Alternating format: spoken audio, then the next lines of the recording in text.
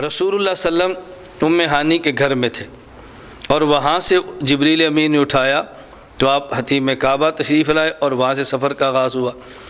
نبی پاک صلی اللہ علیہ وسلم کا معراج کا سفر ام ہانی کے گھر سے ڈائریکٹ بھی ہو سکتا تھا۔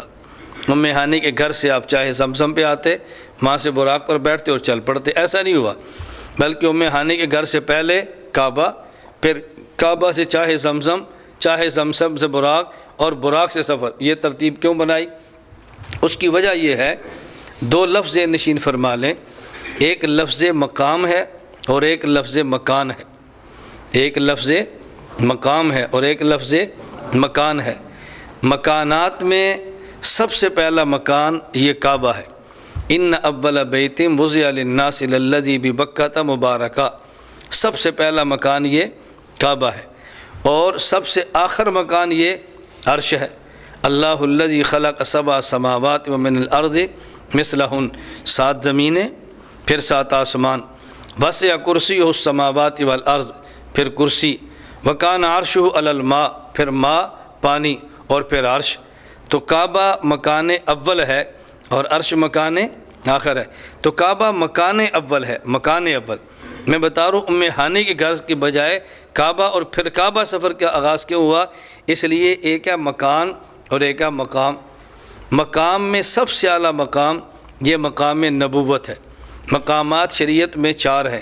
نمبر 1 مقام ولایت، اس کے بعد مقام شہادت، اس کے بعد مقام صداقت، اور اس کے بعد مقام نبوت۔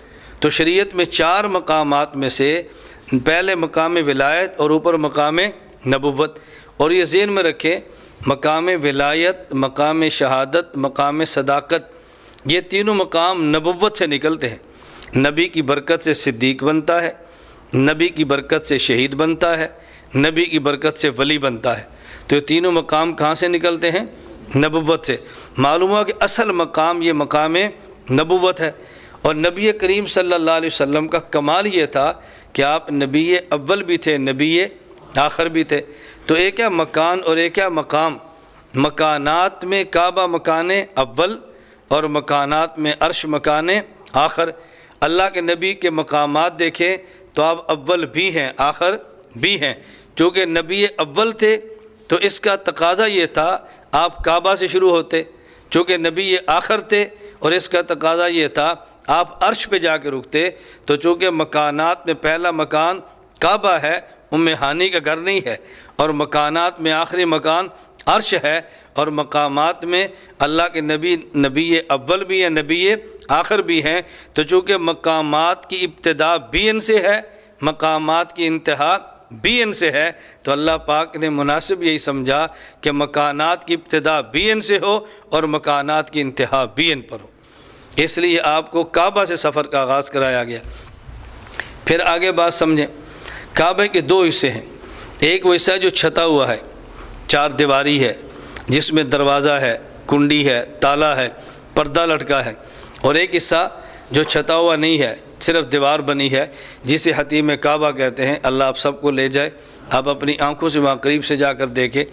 حتیم کعبہ بھی کعبے کا حصہ ہے، لیکن یہ چھتا ہوا نہیں ہے۔ قد آدم کے برابر دیوار ہے، سفید رنگ کا پتھر لگا ہوا ہے، اور درمیان میں اور دونوں کونوں میں اس کے اوپر یہ سمجھیں فانوس سے لگے ہوئے ہیں، وہاں یہ ایک دیوار بنی، اس کا نام ہے حتیم کعبہ۔ رسول اللہ صلی اللہ علیہ وسلم کے سفر کا آغاز پھر کعبہ کے اس حصے سے نہیں جو چھتا ہوا ہے، بلکہ اس حصے سے جو کھلا ہوا ہے۔ تو کعبہ کی بجائے حتیم کعبہ سے کیوں ہے؟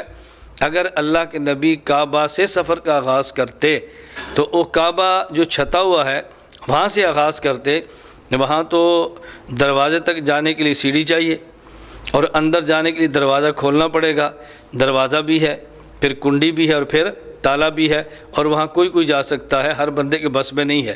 اور حتیم کعبہ کھلی جگہ ہے، نہ تالا ہے، نہ سیڑھی ہے، نہ کنڈی ہے، نہ دروازہ ہے، نہ آنے پر پابندی، نہ جانے پر پابندی۔